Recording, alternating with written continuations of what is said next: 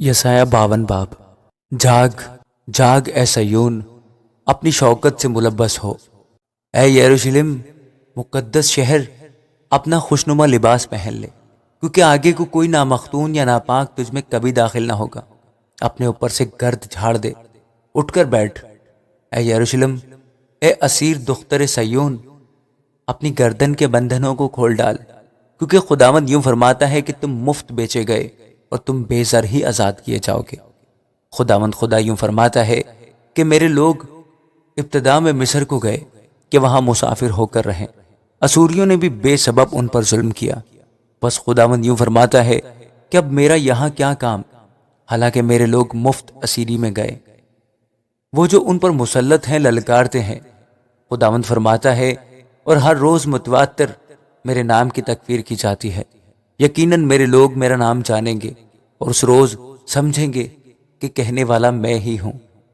دیکھو میں حاضر ہوں، اس کے پاؤں پہاڑوں پر کیا ہی خوشنما ہے، جو خوشخبری لاتا ہے اور سلامتی کی منادی کرتا ہے، اور خیریت کی خبر اور نجات کا اشتہار دیتا ہے، جو سیون سے کہتا ہے تیرا خدا سلطنت کرتا ہے۔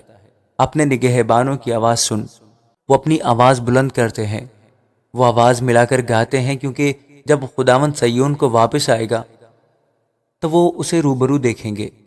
اے یروشلم کے ویرانوں، خوشی سے للکارو، مل کر نغمہ سرائی کرو، کیونکہ خداوند نے اپنی قوم کو دلاسا دیا، اس نے یروشلم کا فدیہ دیا۔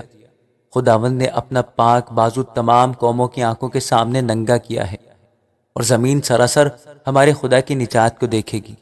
اے خداوند کے ظروف اٹھانے والو، روانہ ہو، وہاں سے چلے جاؤ، نہ پاک چیزوں کو ہاتھ نہ لگاؤ، اس کے درمیان سے نکل جاؤ اور پاک ہو، کیونکہ تم نہ تو جلد نکل جاؤ گے اور نہ بھاگنے والے کی طرح چلو گے، کیونکہ خداوند تمہارا ہراول اور اسرائیل کا خدا تمہارا چنڈاول ہوگا۔ دیکھو میرا خادم اقبال مند ہوگا، وہ اعلیٰ و برتر اور نہایت بلند ہوگا۔ جس طرح بہتیرے تجھ کو دیکھ کر دنگ ہو گئے، اس کا چہرہ ہر ایک بشر سے زائد اور اس کا جسم بنی آدم سے زیادہ بگڑ گیا تھا، اسی طرح وہ بہت سی قوموں کو پاک کرے گا، اور بادشاہ اس کے سامنے خاموش ہوں گے، کیونکہ جو کچھ ان سے کہا نہ گیا تھا وہ دیکھیں گے، اور جو کچھ انہوں نے سنا نہ تھا وہ سمجھیں گے۔ آمین۔